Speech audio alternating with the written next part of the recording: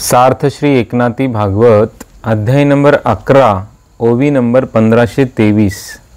भगवान श्रीकृष्ण सद्गुरूंच्या नामाचा महिमा या ठिकाणी सांगत आहेत।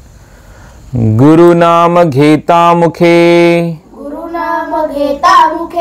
कळी काळ पाहू न शके त्यांची सेवा करिता हरिके पाया मोक्ष सुखे लागती।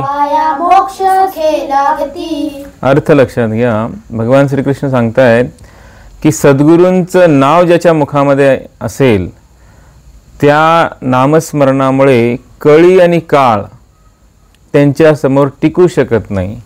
त्याचबरोबर अशा सद्गुरूंची सेवा आनंदाने जो करतो, हरिके म्हणजे आनंदाने, तर त्याच्या पायाशी मोक्ष सुख लोटांगण घालेल इतकं महिमा सद्गुरूंच्या नामस्मरणाचा या ठिकाणी सांगितलेला आहे। बघा, सद्गुरूंचं नाव जर आपण सतत स्मरण केलं तर कली म्हणजे जो आपल्याला दुर्बुद्धी देतो, कली म्हणजे जो आपल्याला दुर्बुद्धी देतो तो आपल्यासमोर टिकू शकणार नाही। काळ म्हणजे मृत्यू, तो सुद्धा आपल्यासमोर टिकू शकणार नाही। बघा किती मोठी गोष्ट आहे की कळी आणि काळ हे दोन्ही गोष्टी आपल्यासमोर टिकू शकणार नाही असं देवाने या ठिकाणी सांगितलेलं आहे।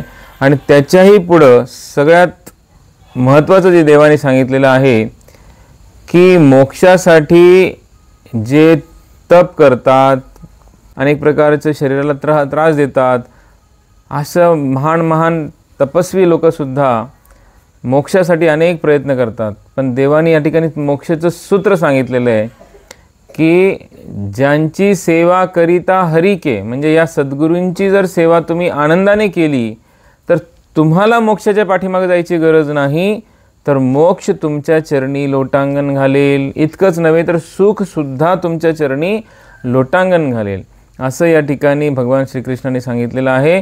म्हणून आपल्या जीवनात जर सुख पाहिजे असेल, मोक्ष पाहिजे असेल, तर आपण सद्गुरूंची सेवा आनंदाने केली पाहिजे, निष्काम भावनेने केली पाहिजे, निर्मळ अंतःकरणाने केली पाहिजे। कारण भावाचा महत्त्व आहे, भाव देव भावाचा असं सांगितलं।